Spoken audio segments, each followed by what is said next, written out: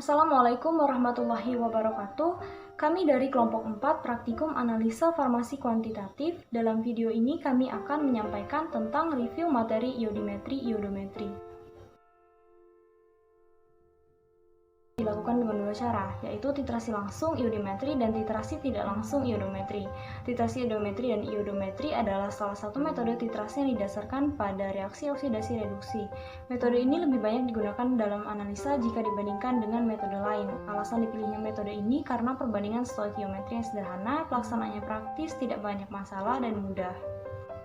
Prinsip dari percobaan ini adalah berdasarkan penetapan kadar iodium di mana larutan baku sebagai reduksi dan zat uji sebagai oksidasi melalui reaksi redoks, dan amilum digunakan sebagai indikator. Iodometri merupakan metode titrasi yang penetapannya berdasar pada jumlah iodium yang bereaksi dengan sampel atau terbentuk dari hasil reaksi antara sampel dengan ion iodid. Iodometri adalah salah satu titrasi redoks yang melibatkan iodium.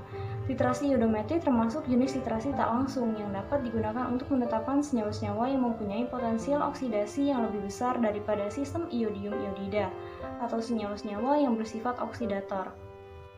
Proses iodometri atau titrasi langsung di mana titrasi menggunakan amilum di awal penitran. Sebagai larutan standar digunakan iodium. Penambahan indikator amilum di awal dikarenakan amilum tidak akan mengabsorpsi iodium dalam larutan. Proses iodometri adalah suatu titrasi tidak langsung di mana titrasi menggunakan larutan standar natrium tiosulfat sebagai penitar. Penambahan indikator amilum di akhir dikarenakan amilum akan mengabsorpsi iodium dalam larutan sehingga iodium tidak dapat bereaksi dengan natrium tiosulfat. Kenapa ditambahkan H2SO4 pada sampel vitamin C? Pada iodometri dilakukan penambahan H2SO4 karena H2SO4 dapat memberikan suasana asam, yang dimana titik akhir titrasi lebih mudah diamati jika reaksi dilakukan dalam suasana asam. Reaksi H2SO4 juga tidak menghasilkan produk dan tidak akan bereaksi dengan titran. Praktikum iodimetri dan iodometri kali ini menggunakan larutan amilum sebagai indikator. Indikator sendiri berfungsi untuk menunjukkan titik akhir titrasi dengan adanya perubahan warna yang terjadi. Apabila pemberian larutan amilum sebagai indikator menggunakan konsentrasi lebih besar, maka akan berpengaruh pada perubahan warna yang terjadi untuk pembuktian titik akhir titrasi.